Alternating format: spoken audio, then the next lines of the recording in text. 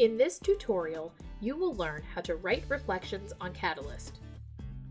Reflection is a critical component of growth, and Catalyst includes a professional journal to help you document your thoughts. Once you're logged into Catalyst, you will see the My Reflections tab on the bottom half of your dashboard. The reflections you write, whether they are general, linked to specific TEL subcriteria, or linked to specific evidence samples, are all compiled in your professional journal, which is housed here in the My Reflections tab. To add a new reflection, click the Reflect button under My Reflections. When you click Reflect, you'll see previous reflections and have the option to either edit a previous entry or start a new one. Previous entries can also be filtered at 3 levels of the TEL framework: domain, criteria, and subcriteria, to make finding past reflections easier.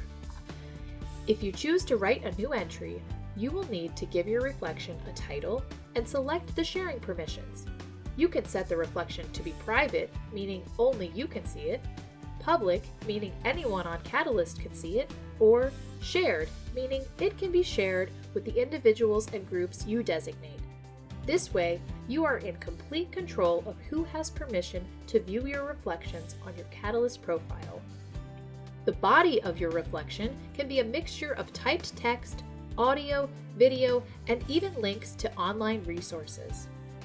When you write a reflection, you can choose to write a general reflection not directly connected to any part of the TEL framework or supported by specific uploaded evidence, or you can choose to write reflections connected to the TEL framework and/or evidence you have uploaded.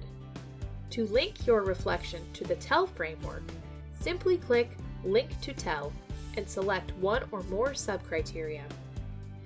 This will automatically tag this reflection with these subcriteria, as well as the criteria and domain they belong to, making it easier to find and review your reflections later.